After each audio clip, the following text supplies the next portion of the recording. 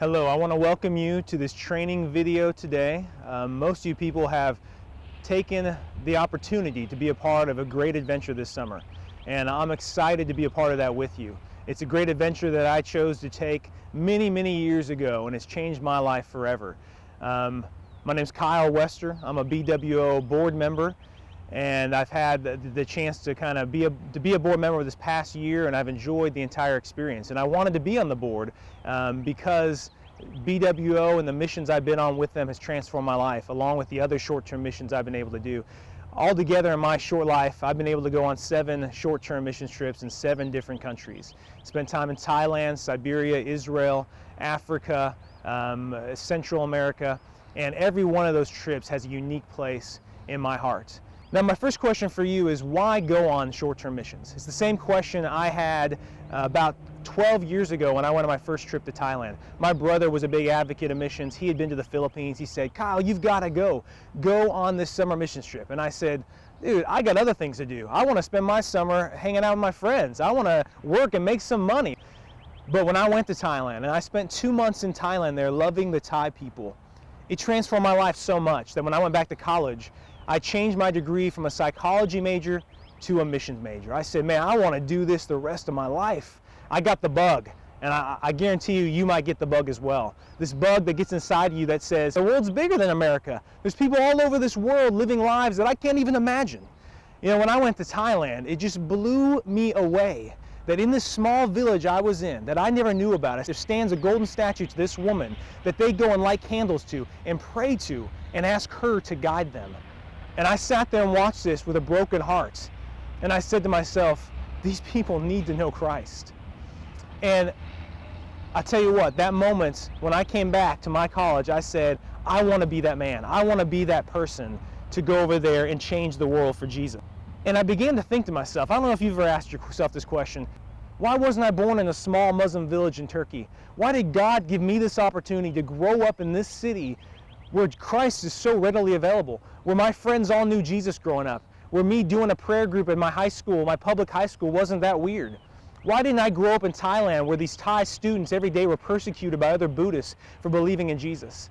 And as I began to ask that question, I can't tell you I ever came to the full conclusion of what the answer was, other than God had a purpose for putting me here. And I think that purpose was not for me to sit in Tulsa and just continue doing my daily routine. It was to go into all the world and to preach the gospel.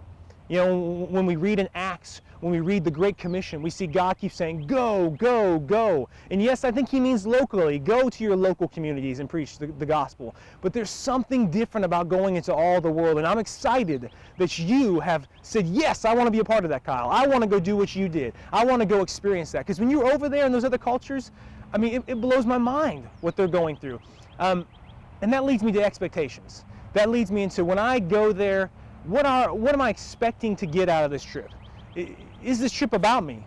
You know, in one sense it is. I mean, the BWO, will be honest with you, Believers World Outreach wants your life to be dramatically changed. So in one sense it is about you.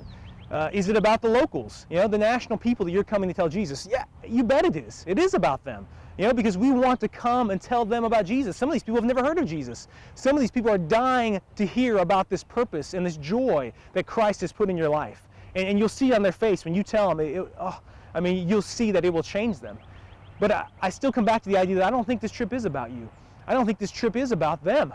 I don't think this trip's about the contact. I think this trip is about Christ.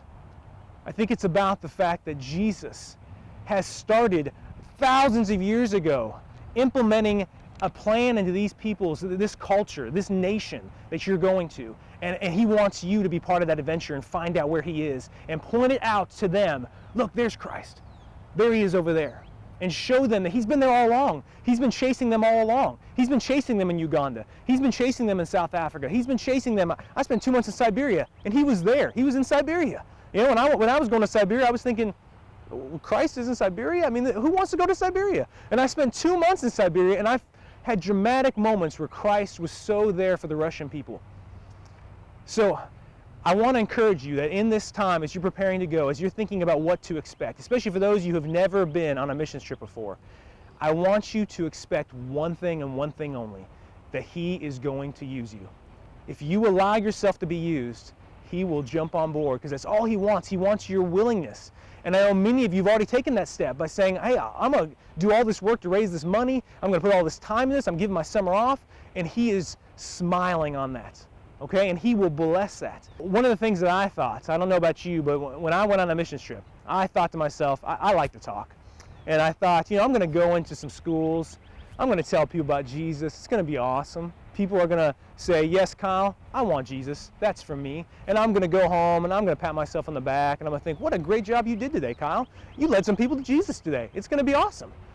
But God blew my world apart in the very first school I went to. And when I went to the school, we did our drama. Oh, it was a powerful drama. I remember I played Jesus. Oh, I was really good playing Jesus. And I thought to myself, wow, you really hit that performance. You nailed it. They're going to know what Jesus is like. And so I do that, and then I get the chance to bring in the nets. That's where I invite them to give their lives to Jesus. So I'm like, okay, I've seen this done 100 times. I'm going to go there. I'll get people to raise their hands. People will say, yes, me, I want it. We'll say a prayer. Giddy up. We're out of there. It's awesome. Well, I do it. I do the whole drama. I get down there. I give my testimony. I ask for hands. And you know what I forgot? I forgot to have them bow their heads and close their eyes. Oh my gosh, what was I thinking? That's a pivotal moment. I can't let them see everybody raising their hands. I mean, we know in America that's forbidden. You've got to have them bow their heads, close their eyes. But I forgot. And so a few kids raised their hands, and the whole class busts out in laughter. They all laughed at these kids. And so you can, as you expect, those kids immediately put their hands down and said, I don't want to be a part of this. And so I think, oh no, scramble, uh-oh, we're missing the moment here. So I asked the contact to quickly explain to them, no, we need to do this again, redo, bow your heads, close your eyes, let's redo it again. Well, this time we do it, nobody raises their hands. Nobody's bought into the bow their head, close their eyes thing. So I'm feeling rejected, I'm feeling a failure, but we go ahead and we pass out our Bibles to everybody. We had some Bibles that were in Thai and English. We passed them out to the whole student body in that class. But I went home that night dejected. My expectations were crushed. I expected that there was going to be this great move of God, and nothing happened. I mean, I was willing, God. I said I'd do it. I put myself out there. But then 2 weeks later, I'll never forget, a knock on the church door. Two of those kids, not even the ones that raised their hands, but two kids, probably two that were laughing. They said, hey, we want to talk to you. We've been reading this Bible that you gave to us. And every time we read it, it just brings us to tears. And as Buddhists, we don't cry that often. I mean, it's not like you're very detached as a Buddhist. You're very unemotional. You don't show a lot of emotion. And they're like, when I read Buddha's writings, I don't cry.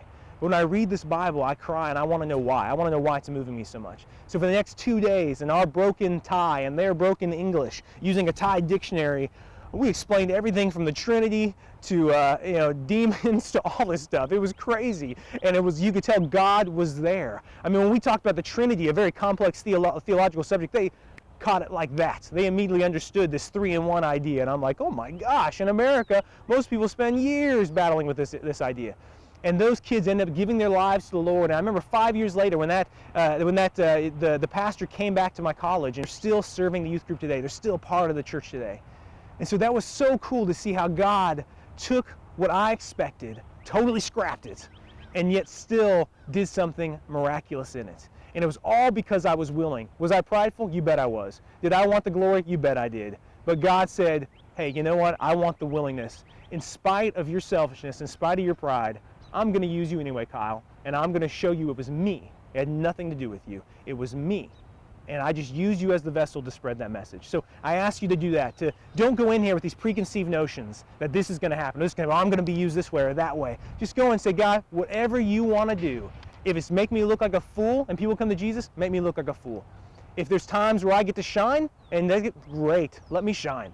But most of all, I want you to be given the glory. The next question I have for you is, along with the expectations, is what do you think is going to be the most pivotal part of your mission trip? What do you think is going to be the life-changing part? Is it going to be doing ministry with people? Is it going to be doing medical work? Is it going to be doing construction? Well, I'll challenge you with this, that the part that's going to be the most life-changing to you and the most life-changing to those nationals is going to be how you and your team relate to one another. And this is really my heart, because on all 7 trips I've been on, I've had some good teams and I've had some bad teams. And I will tell you, the good teams have outweighed the bad. But those good teams that I had made my trip so much more fulfilling. Not only for me, but for the contact and for the people that we were ministering to. And I'm gonna clue you in on something. I'm gonna give you a little secret, so listen closely. This is a secret that you're gonna wanna keep.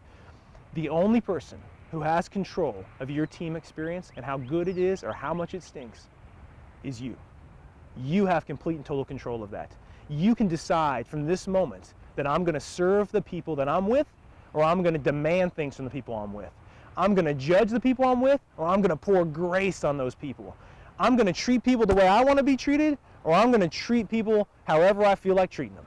And I'll tell you what, the enemy knows this to be true. The enemy knows that this team experience is vital to the success of this missions trip. And so he'll start from day one. I'm telling you, I felt it. When I'm in the airport and I meet these people, I'm immediately thinking, that guy's awesome, that girl seems cool, I don't want to room with that guy. And I start putting people and mixing them up, and I'll tell you what, it's hard to get out of that. As soon as I have my mind made up about somebody, it's like that the rest of the trip. And so I've had to purposely say to myself, not what is it that annoys me about that person, not what is it that bothers me about you, or why do I not like that guy's accent, or I think that guy's kind of silly, but to think to myself, what is it that Christ loves about this person? What is it that he sees as so beautiful and wonderful about this person? Because I tell you what, that's how I want you to see me. If I'm on your trip, I want you to be looking at me, because I'm not perfect, okay? Your leader's not perfect. I've got my mess ups. I'm not a perfect person. And if I came there, I do talk too much sometimes. Sometimes I am pretty opinionated, and you might get annoyed by that. And there's going to be people like that on your trip. And I'm telling you what, the trips that have not had good team experiences have been about me and not about the team. I'm thinking of one team in particular. When I went to Israel, I mean, Israel, you think, that's the money trip. You get to spend a whole month in Israel. We went to Jerusalem. We went to the Wailing Wall. We swam in the Dead Sea. I mean, how cool is that? And along the way, yeah, we got to minister to some Muslims, but there was this cool part of all this neat history that we did. And I'll tell you, that trip was horrible. We came back and we couldn't wait to get away from each other. There's a couple people on the team that I liked, a couple people I could stand, but for the most part, these people just got under my skin.